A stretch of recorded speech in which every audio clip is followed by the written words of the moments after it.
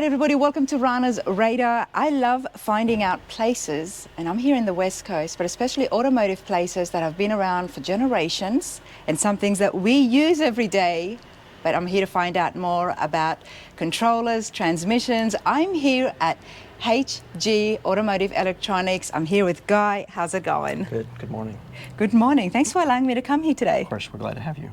I'm excited to come here and find out a little bit more and exactly what happens at HG Electronics. Yeah, glad to show you. Let's step inside here. So HGM was started back in 1998.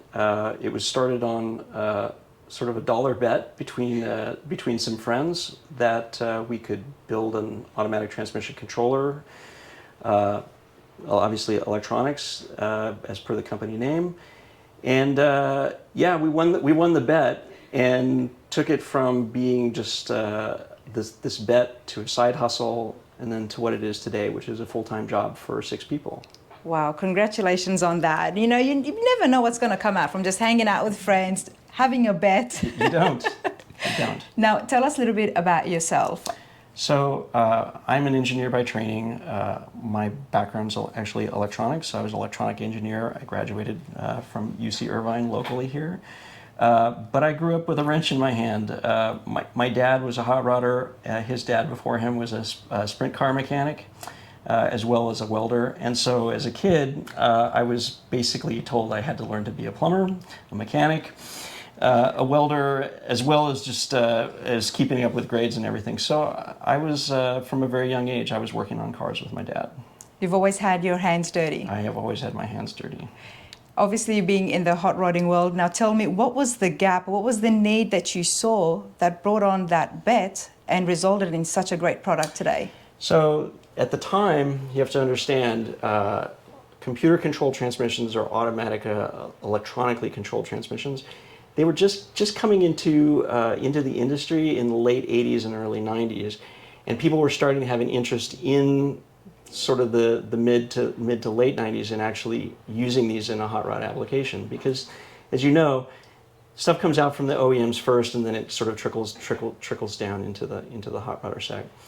The bet was around an existing transmission controller that one of my business partners didn't have a really good experience with, and he approached my father and then me about doing something better, and that's exactly what we did. So we actually built a prototype on the bet, which is still in this still in this little glass case here, and so you could see all of these circuits. This was built by hand right around 1997, and just kind of on the side. My dad did most of the electronics design, and although you can't see it, there's actually a little computer board behind the board that's on top there, and we drove this prototype for many miles in a Chevrolet sedan delivery that belonged to one of the business partners. Eventually, this turned into our first product, which is sort of showcased. Which is right up here. Showcased up here. Now, when was the first product launched? I'm going to say the company incorporated in 98, and so we would have been on sale some point in 98 and into 99. Wow. We weren't in this location at the time. We were just in a little bit of side space at a business that's still open here in Torrance called Torrance Transmission. And one of our founders was the owner of the business at the time, and he had the room to do it. And of course, it was a natural because, in addition to us being capable electronics engineers, he had the cars, the transmission, the knowledge about it. And frankly, when I started this, I didn't really know anything about transmissions at all. Wow. I had done a little bit of maybe a little bit of rebuilding, but I really didn't understand how they worked. Well, how I came across the name was through Mark Bowler from Bowler Performance Transmissions, makes amazing transmissions, high-performance transmissions, and your computer systems are in all of that. Yeah, and we've known Mark for a very long time. He would have been one of our very first customers. This is the stuff that I get excited about, because we don't always see or talk about the computer or the controller that goes into it. You know, only when something goes wrong, right? I know when something goes wrong. Wait, who made this? Which has never been the case here, everybody. But now, when it comes to hot rods and the cars at the shows and in publications, the car gets mentioned, the transmission and engine gets mentioned, and of course the builders. but there is so much more that goes in. For sure. Let's talk more about the controller. Now, my understanding is it basically tells the car or the gears to shift. Indeed. Is that simplifying it too much? To an engineer, I think I just simplified it way too much. No, look, if you focus on what does it need to do, that is what it needs to do, right? It needs to make the transmission shift, but it also needs to control the line pressure in the transmission. It needs to monitor if the clutches are slipping. It needs to operate on a shift schedule based upon what the driver is doing. So it's looking at the inputs in the system. What's the engine doing? What's the driver telling the transmission? If you step down on the pedal, that it should accelerate. Maybe it steps back a gear. All of these different functions. And so the computer controls are constantly monitoring the health of the transmission and just basically ensuring that the transmission is operating for you correctly at all times, or falling back to some fail-safe situation if there is a problem in the transmission or its integration into the vehicle, to make sure that you, the driver, can still operate the vehicle in the best way possible. And it all comes down from that little computer. It does. Yeah, it does. Well, it all gets made right here in the States as well. I'm here at the facilities and I do want to have a walk around. Sure.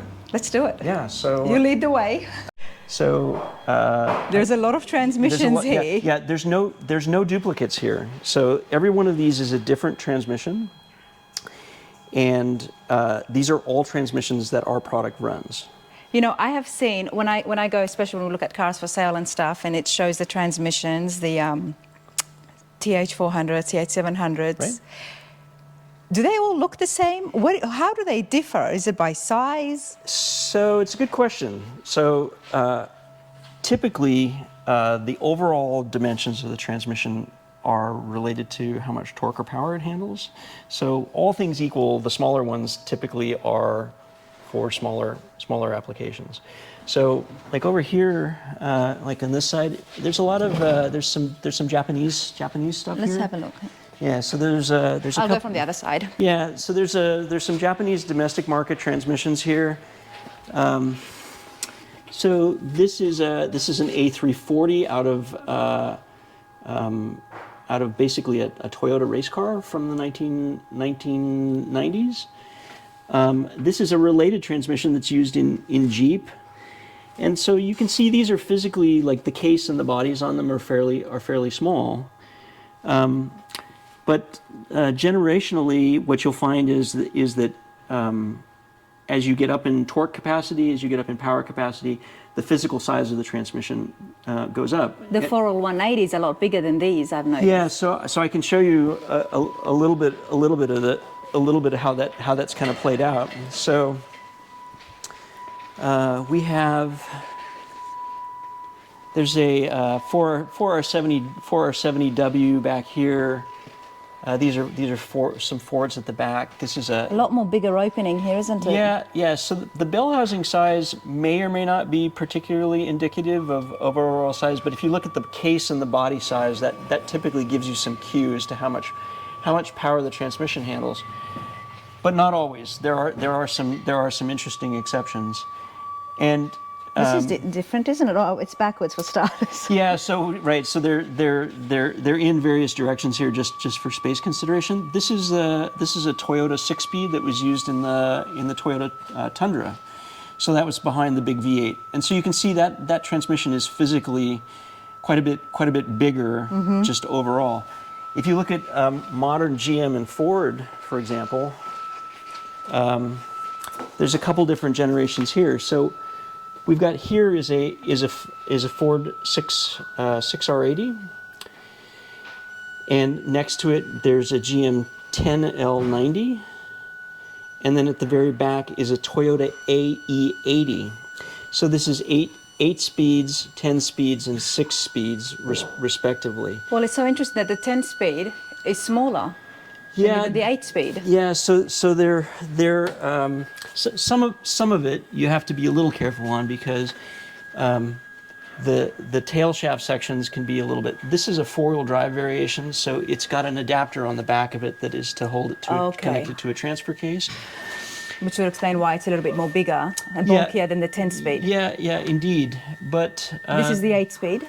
this is a Ford 6-speed. Sorry, 6-speed. Yeah, so this is a 6R80, and generationally, there's about maybe 10 years that separate the two of these, but in many respects they're quite similar in size. And you might notice whose logo we're seeing here. So this is a little cooler manifold that Mark Bowler supplies that we've used. These are all being used for testing and development. You've got one here on the engine stand.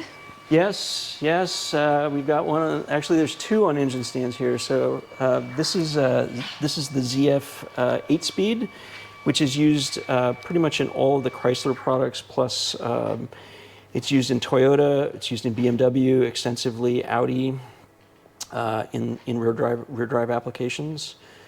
So each computer would be different and related to which transmission it's going to be used so for. this is the interesting challenge. That's what I'm trying to get at. Are you making each individual ones? No, so this is the thing. So if you're a manufacturer and you really care about an OEM and you really care about costs, you will build a different computer for each transmission family because you're building tens or hundreds of thousands of transmissions.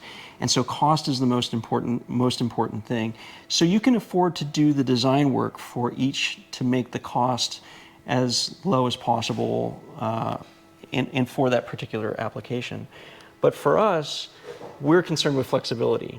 So the controller that we build is generally flexible enough to do any of these. The difference being the wire harness that connects to them and the software that runs inside of it. So we sort of solved the general problem to be able to make our controller do any of these. We have two families that we sell. There's what we call the Sport controller and the Pro. The Sport controller is targeted at primarily the 4 and 5-speed market, and the Pro controller runs the 6, 7, and will eventually run the 10 speeds as well. And it all comes down to having the right software. Yeah, it's generally just a software difference. There are some differences in the wiring harnesses, of course, because across all the different manufacturers here, and what we're looking at here, we've got Toyota, Nissan, Mercedes, Ford, Chrysler. The wiring harnesses, even from the same make but different models of the cars, are all different. Can be very different. And actually, one of the greatest challenges that we have is actually getting the parts to build those harnesses, because a lot of times, just finding the compatible connector that actually just connects to the transmission, finding that piece is actually a great challenge, because there's no market for those connectors outside of the manufacturing of cars. And so a lot of times the supply chain for the parts to the wiring harness are very limited, and in some cases you can't even buy the connector. So can you 3D those parts? Yes, so it's funny that you should ask that. So yeah, we are 3D printing a number of different connectors in-house and actually manufacturing the connectors ourselves. Wow. In part, in some. And that comes as part of the kit as well? Yeah, so yours probably wouldn't have any, but there's a product that we make for older Chrysler transmissions that we cannot get the connector for, and we manufacture the connector in-house now.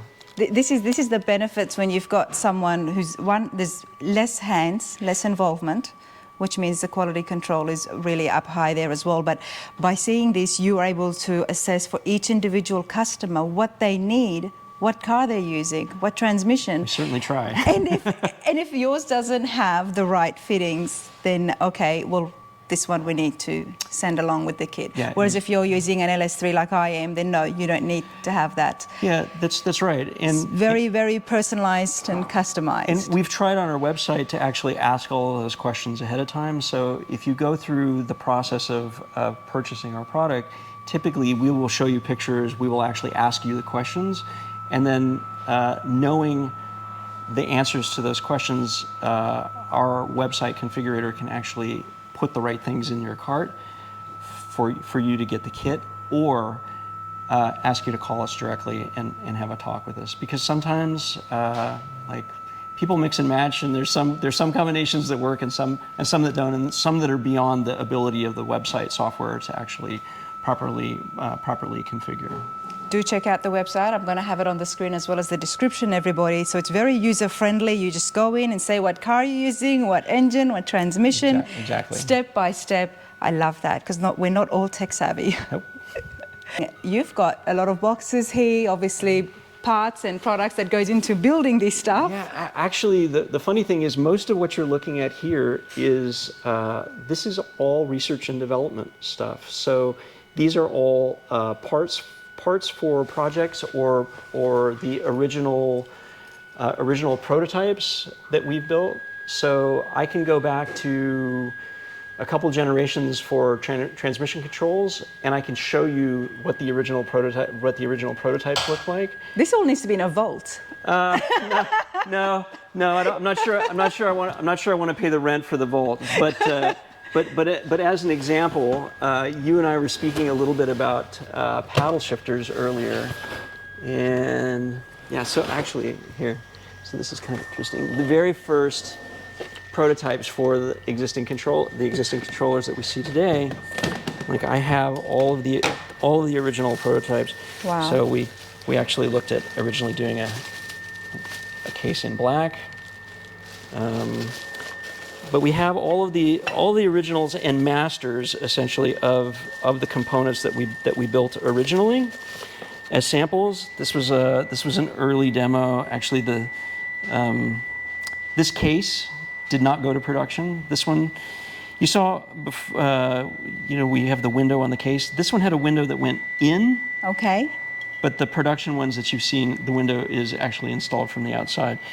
And we ended up changing this design because from a manufacturability standpoint, it just turned out not to be a good choice. Mm-hmm. But we kept it, we kept the design. So we have basically all of the original circuit boards, the initial prototypes. This is like one of the first circuit board samples that got made. This one never had parts put on it, but we've got samples, the original windows that we ever had made. Obviously, to have an injection molded window made, you have to go design it, get proofs made, make sure that it meets your specifications, testing it, and yeah, that's. It's not just regular glass. No, it's not.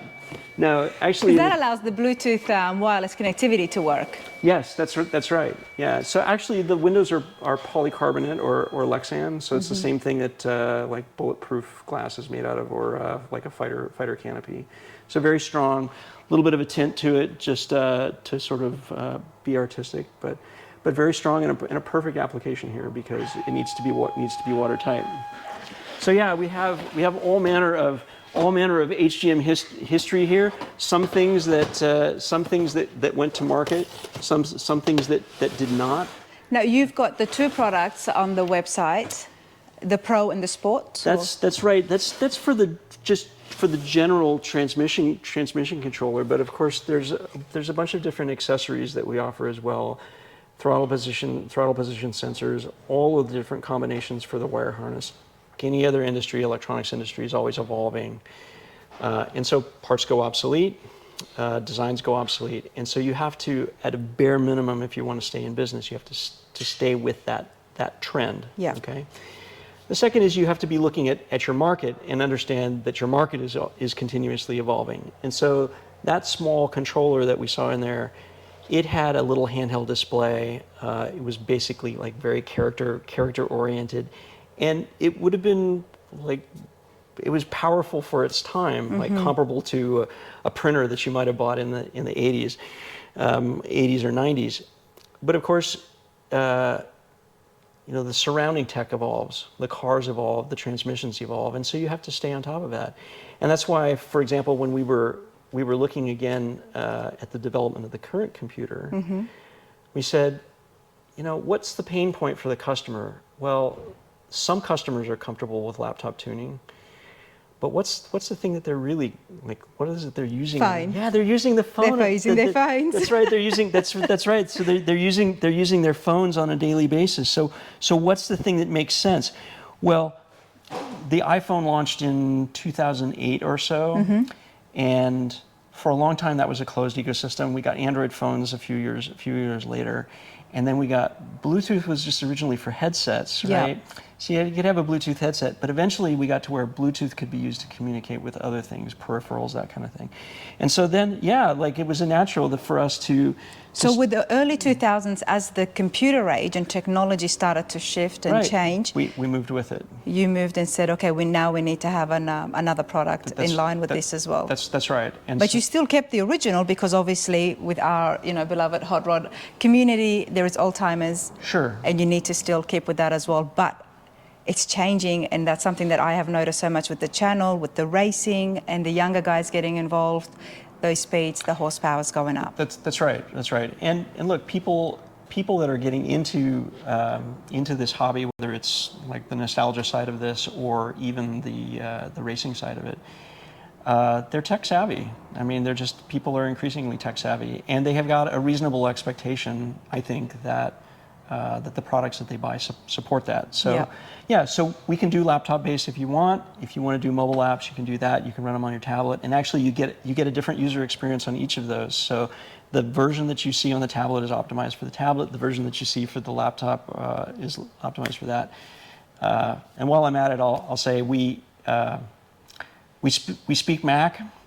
So we do Android, we do iOS, we do Mac, we do PC. So like we can whatever your computer religion is, we'll support you on that. Love that. Let's continue walking, and as we're walking, I do want to talk once more about paddle shifters. Now you've installed the computers into some pretty older transmissions as well. Indeed. Yep. So tell me about some of the problems that could arise from that. Well, oddly, probably the number one customer support problem we have is wiring in the vehicle. Mm-hmm. So people are trying to bring modern controls to these older cars, and these older cars, a lot of them, like they didn't have the electrical system really to run a fuel injection, to run big electric fans, to run a transmission controller. And so if I was to say, like, what's our biggest support call, it's always an electrical problem. It's an electrical problem in the vehicle that's manifesting itself as a control problem that you see on the controller. Now, people will call us and say, oh, well, I've got this diagnostic code that says I've got a bad solenoid. Do they really have a bad solenoid? Sometimes, but a lot of times it's just that they didn't really get the controller properly grounded or properly powered. That would be like the big one. In terms of like integrating like newer tech to the older transmissions, we've pretty well done that successfully, whether that's with paddle shifters or just the overall electronic control. Well, let's take a look at how you solved a problem very recently. Yeah, so this is kind of a funny one. So as I mentioned earlier, I like the F100s. Yeah, they're great. Nice, you've got a patina just sitting right out here. Yeah. So this is a test vehicle that we're working with right now. This has got a very traditional Ford small block in it, with a reasonably modern fuel injection on it, and it's got a 6-speed Ford transmission in it with one of our controllers, and we're going through the final testing on this, testing and development for this product, which will launch soon. Okay, so we're quite confident in it. We're just trying to set some baselines. We have this running in a couple different cars, and we're trying to gain confidence that the baseline calibration that we're going to be sending out for customers is going to be suitable for a wide variety of different engines. But as you say, this is a very old school car. So this was originally 4-speed, and the customer wants to make it into a... So this was originally a 3. This had, it's the 3 on the tree. Yeah, this had the original 3-speed C5 in it, I think. And so we transplanted the Ford 6R80, one of the ones that we saw earlier. Now, one of the challenges is that if you have the original column, you get the original pattern that's on the column. Now, for testing, we need to be able to make sure that the transmission operates correctly in all of the gears under all of the different loads at all of the different speeds. And that means that I have to be able to put the transmission in any gear at any time. And obviously the column shift isn't going to do that. So not only do we not have like D6 Additional gears, the yep. additional gears, but in fact, on this transmission, the only real positions that actually do anything mechanically in the transmission are P, R, and D. So the lever on the side of the transmission moves, but it's just moving a sensor at that point. So really, hydraulically, mechanically, only P, R, and D matters in this transmission. So as I mentioned, we sell a paddle shifter. This having an original column wasn't really suitable, so I just 3D printed a paddle shifter for this column. This is a one-off. It's not particularly practical, but it's there, and you'll see the family resemblance to our production paddle shifter. But it's got the same electronics that we use, and what we did is I designed this, and it just clamps around the column. It's just got four bolts through it, and it's yeah. So This is why I had to show this. So yeah, we can shift this thing through the gears as necessary during testing. Because the customer is going to be keeping this old school. Yeah, they're keeping it completely old school. We might actually set up for them like maybe a range selector like behind the in the cigarette lighter area or something like that. This probably won't go with. No, but you solved a problem. You needed to test the additional speeds. Let me just make a paddle shifter. Yeah, that's it. Let's keep walking, Guy. Like I don't know, those things like that fascinate me. Yeah. So as I mentioned, we're in two different buildings. So we expanded into this building during COVID. But also, we made a transition from doing more and more of the manufacturing on our own. We have, in some cases, outsourced some of our manufacturing to manufacturing partners, like some of our wire harnesses. Some of them have been built elsewhere, but we've moved most of it in-house. So I was mentioning paddle shifter. This is one of our traditional. And this is right now available on the website. Yeah, that's right. So this comes in a variety of different colors and finishes. This one is probably just a production scrap model, and yeah, so it's got it bolts onto a standard GM column, so your Flaming River or I-digit columns, and then you have a choice of different steering wheel adapters that will then bolt into this, and we've got just a granite wheel here that we're using, and yeah, this one just again. We're big on 3D printing. I was like, we need a stand for this. So it just. I feel like I want to have a 3D printing machine in my house. Yeah, they have their limitations, but they're super useful. So we were talking a little bit about accessories. So this is actually a very popular accessory that we make. This is this little kit. So if you've got an old school carburetor, but you've got an electronic transmission controller, you need to be able to figure out what the throttle position is, because the throttle position of your foot is doing two things, right? You're controlling the engine, but you're also signaling to the transmission control system what you want to happen, right? So you're driving along, you put your foot down, what do you want the car to do? Well, you want it to accelerate, so maybe it needs to step back a gear. So you need to be able to have a throttle position sensor in the system somehow so that it can tell what the driver is telling it to do. Simple enough, right? But actually making a throttle position sensor that works with an old linkage has its challenges. So we make this little linkage system. It's called AccuLink. We sell a fair number of them for our own systems, but for competitor systems as well. And the AccuLink kit fits on a wide variety of different carburetors. So this is your basic Holley, and again you can see the linkage here. So this is the sensor that your controller would plug into, and this is actually where your throttle cable would be traditionally attached, and you can see that the whole mechanism works, and it moves the sensor according to the position of the throttle, and then signals to the computer what exactly your throttle position is. Wow. And of course, how does fuel injection come into play with the computers? Yeah, so if it's electronic fuel injection, almost all electronic fuel injection systems have a throttle position sensor already, in which case we can piggyback or tap into that sensor. But But most engine management systems that you would buy today, either factory or aftermarket, have CAN bus. And so CAN bus is a controller area network that was invented by Bosch to do networking inside of the vehicle and allow different electronic control systems in the vehicle to talk to each other. And so our controller has got CAN bus on it, and we talk to, I think, 14 different electronic fuel injection or engine management systems today. VW, Toyota, all the aftermarket stuff, Holley, Edelbrock, you pretty much name it, plus factory systems as well.